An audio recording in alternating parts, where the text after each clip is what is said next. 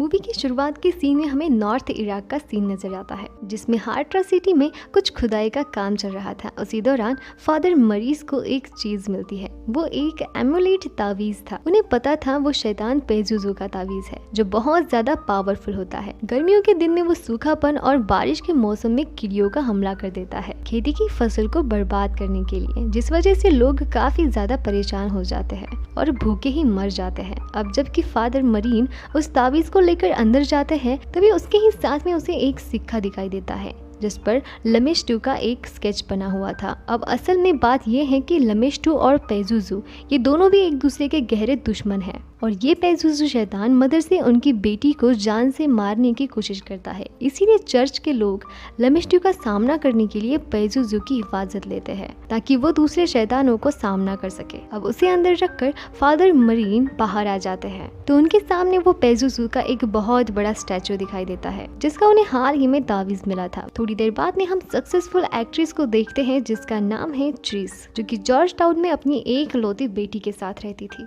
वो जब shooting complete कर रही थी, साथ ही में हमें उसके डायरेक्टर बर्ग भी नजर आते हैं। थोड़ी देर बाद में हमें ट्रीस के घर का सीन नजर आता है, जहाँ पर हम उसकी बेटी को देखते हैं, जो कि 12 साल की है, और उसकी बेटी का नाम रीगन है। वो दोनों भी माँ बेटियां उसकी जिंदगी में बहुत ही ज्यादा खुश नजर आती है। ट्रीस अपनी बेटी को बहुत ही अच्छे से संभाल रही थी। जब ट्रीस उसकी टॉयज को देखती है, तो उसे उसमें एक औजा बोर्ड नजर आता है, तो वो रीगन के पास जाकर उसे पूछती है कि ये क्या है। तब रीगन बताती है कि मैं अक्सर ही इसे कैप्टन हॉडी के साथ खेलती हूँ। लेकिन ट्रीस इस बात पर ज्यादा ध्यान नहीं देती, बल्कि कैप्टन हॉडी जैसा तो उनके घर में कोई और था ही नहीं। वो गेम को स्टार्ट कर देती है, लेकिन तभी वो टूट जाता है। उस पर रीगन उसे बताती है कि कैप्टन हॉडी नहीं चाहता कि तुम इस गेम को खेलो। इस पर ट्रीस ये सब कुछ मजाक समझने लगती है। फिर हमें रात के वक्त ट्रीस नजर आती है, जिससे कॉल आने की वजह से उसकी नींद टूट जाती है, जिस वजह से वो जब उठती है तो वो अपने पास अपनी बेटी रीगन को देखती है, जो उसके पास आकर रात में कब सो गई थी पता नहीं। तब रीगन उसे बताती है कि उसका बेड अपने आप ही हिल रहा था, जिससे मुझे उस पर नींद नहीं आ रही थी, इसीलिए मैं आपके पास आकर सो गई।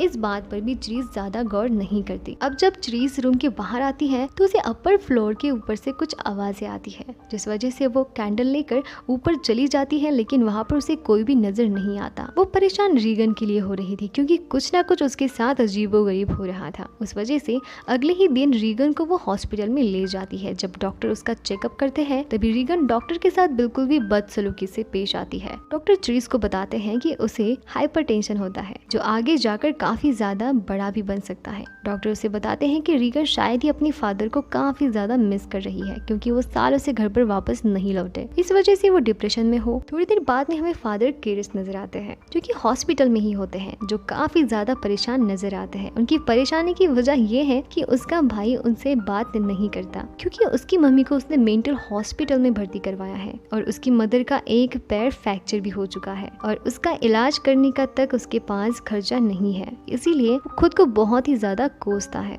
और उसे कम पैसे होने की वजह से उसे मेंटल हॉस्पिटल में भर्ती करवाया गया था। उस वजह से उसकी मदर भी उस पर काफी ज्यादा गुस्सा कर रही थी। फादर केरिस अपनी मदर को वहाँ से निकालकर किसी अच्छे से हॉस्पिटल में शिफ्ट करवाना चाहता था, उनका अच्छे से इलाज करना चाहता था, पर वो ये सब कुछ जल्द ही नहीं कर पा रहा था, और इसी वजह से उसकी मदर की डेथ हो जाती है। और इसी की गिल्ट में अब केरिस बहुत ही ज्यादा परेशान रहता था। दूसरी तरफ हमें ट्रीस का घर दिखाई देता है, जहाँ पर ट्रीस अपनी पार्टी को एंजॉय कर रही थी, जहाँ उसके डायरेक्टर और उसके दूसरे काफी सारे दोस्त भी नजर आते हैं। तभी वहाँ पर रीगन उनके बीच में आकर कहती है कि इनमें से जल्द ही किसी एक की मौत होने वाली है, हमारे घर के ऊपर की फ्लोर पर। इस पर सब लोग काफी ज्यादा हैरान हो जाते हैं, लेकिन तभी ट्रीस उसे वहाँ से ले जाती है। ट्रीस उसकी देखभाल कर कर उसे बेड पर सुला देती है, लेकिन जब वो उस रूम से बाहर आती है, तभी रीगन का बेड जोर से हिलने लगता है, और ये सब कुछ अपने आप ही हो रहा था, जिस वजह से उस आवाज से ट्रीस डर जाती है और उस हिलते हुए बेड को रोकने की कोशिश करती है, लेकिन उसे कुछ भी समझ में नहीं आ रहा था। तो तुरंत वो रीगन को हॉस्पिटल में लेकर जाती है, लेकिन वहाँ पर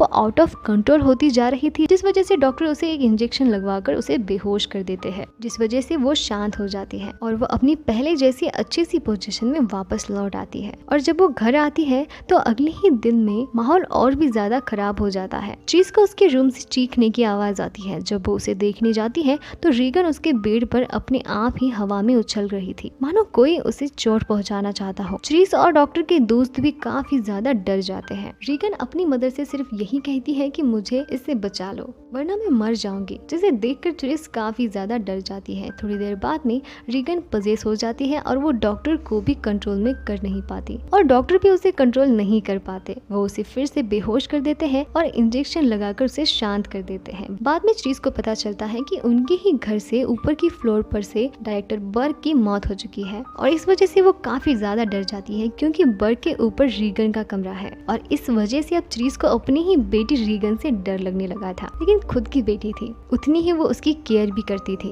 जब वो उसे देखने के लिए उसके रूम में उसके और जाती है तभी रीगन सीढ़ियों से उल्टी चलकर नीचे आ जाती है और उसके मुंह से खून भी बाहर निकलता है। इसे देखकर ट्रिस बहुत ज्यादा डर जाती है। उसे उसकी बहुत ज्यादा फिक्र हो रही थी, इसीलिए वो उसे फिर से हॉस्पिटल में ले जाती है। लेकिन इस बार तो डॉक्टर भी उसे देखकर परेशान हो जाते हैं क्योंकि उन्हें भी उसकी इस हालत के बारे में कुछ भी समझ में नहीं आ रहा था, क्योंकि सब कुछ रिपोर्ट नॉर्मल होने के बावजूद भी उसकी तबीयत ठीक नहीं हो रही थी और वो दिन ब दिन काफी ज्यादा खराब हो रही थी। और स्पेशलिस्ट से मिलकर जब उस पर वो बातें करते हैं तो वो सभी ट्रिस को मशवरा देते हैं कि आपको अब आखिरी एक ही जरिया है कि आप उसका एक्सॉर्सिज्म करें। जब वो दोनों भी घर जाते हैं तभी ट्रिस को रीगन के कमरे से चीखने की आवाज आती है। जब वो उसके रूम में पहुंच जाती है तो वो बहुत ज्यादा शॉक रह जाती है क्योंकि रीगन ने खुद को चाकू से काट लिया था। बार बार वो खुद पर उसे वार कर रही थी जिस वजह से काफी ज्यादा खून बह रहा था। उसे देखकर ट्रिस उसे जब रोकने की कोशिश करती है तभी रीगन उसी पर अटैक कर देती है। तभी कोई डोरबेल बजाता है और उसी वजह से ट्रिस से उससे भी मदद मिल सकती थी, इसीलिए वो जब नीचे आती है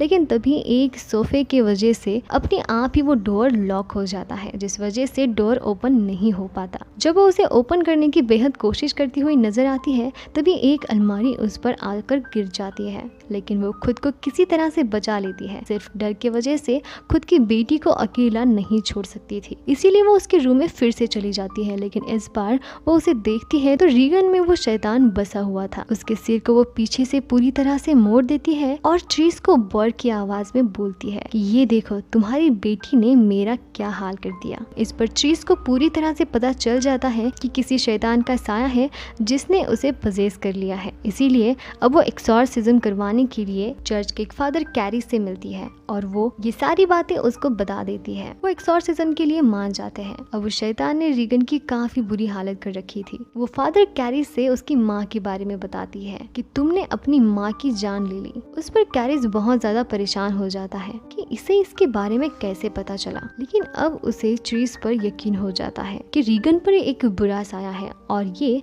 जल्द ही एक्सॉर्सिज्म कर हमें खत्म करना होगा। लेकिन उसके लिए पहले हमें चर्च से परमिशन लेनी होगी, कुछ प्रूफ वहाँ पर हमें सबमिट करने होंगे क्योंकि वाकई उसे किसी ने पजेस कर लिया हो तभी उन्हें वो परमिशन मिलती है। रीगन की बॉडी पर हेल्प लिखा था और उसकी रिकॉर्डिंग से साफ जाहिर होता है कि किसी डीमन की वजह से वो पजेस हो चुकी है और उसने उसका बुरा हाल बना दिया है, जिस वजह से इससे फादर कैरिस परमिशन तो ले लेते हैं लेकिन चर्च उनके साथ और एक एक्सपीरियंस फादर को भेजना चाहते थे जिन्होंने पहले भी कई सारे एक्सॉर्सिज्म किए थे। वो कैरिस के साथ फादर मैरिन को भेज देते हैं जिन्हें हमने मूवी के स्टार्टिंग के सीन में देखा था। जब वो सभी ट्रिस के घर पर पहुंच जाते हैं तभी रीगन के रूम में चीखने की आवाज आती है। तभी फादर मरीन बताते हैं कि उन्हें इसी वक्त एक्सॉर्सिज्म स्टार्ट करना होगा। तो एक्सॉर्सिज्म के दौरान रीगन काफी ज्यादा चिल्लाती है और फादर कैरिस को बार बार अपनी मदर का नाम लेकर कमजोर करने की कोशिश करती है। उसी दौरान वो उसके बेड को हवा में उछाल लेती है, फिर भी फादर एक्सॉर्सिज्म नहीं रोकते जिस वजह से वो बेड नीचे आ जाता है। लेकिन फिर से अपनी ताकत दिखाकर रूम की सारी चीजें वो तहस नहस करने लगती है और वो उसके हाथों में सारी पट्टियां खोल लेती है और हवा में उठ जाती है। किसी तरह से वो उसे कंट्रोल में ले आते हैं और जब फादर मरीन को वो शैतान पेजुजू का साया नजर आता है उसी वक्त रीगन फादर कैरिस की मदर की आवाज में बातें करने लगती है तो उसे उसकी मौत का कारण फादर कैरिस को बता रही थी। ये सब सुनकर फादर कैरिस टूट जाते हैं। किसी तरह से वो इस एक्सॉर्सिज्म में रुकावट ला रही थी लेकिन फादर मरीन उन्हें बाहर भेज देते हैं और खुद अकेले ही इस एक्सॉर्सिज्म को पूरा करते हैं। कुछ देर बाद में कैरिस जब उस रूम में आ जाता है तब देखते हैं कि रीगन ने फादर मरीन को मार दिया था। ये देखकर फादर कैरिस को बहुत ज्यादा गुस्सा आ जाता है। उन्हें अब आने वाले खतरे की और रीगन की फिक्र हो रही थी, इसीलिए वो उस शैतान को बोलता है कि रीगन की बॉडी को छोड़कर मुझ में आ जाए और वो शैतान यही करता है। जब वो उसके अंदर समा जाता है तो यहाँ पर फादर कैरिस सब सॉल्व हो सके इसीलिए खुद को ही सैक्रिफाइस कर देता है और उस शैतान को अपने शरीर वायलिन में लेकर उस रूम की खिड़की से अपनी जान देता है। तभी वहाँ पर